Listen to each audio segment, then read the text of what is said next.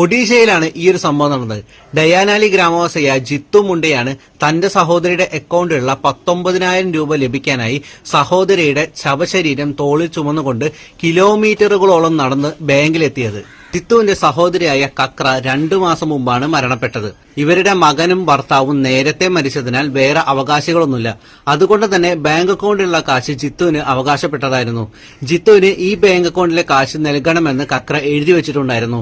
ഇതേ തുടർന്ന് ബാങ്കിലെത്തി അന്വേഷണം നടത്തിയപ്പോഴാണ് സഹോദരി നേരിട്ട് വരാതെ പണം പിൻവലിക്കാൻ സാധിക്കില്ലെന്ന് ബാങ്ക് ഉദ്യോഗസ്ഥർ പറഞ്ഞത്.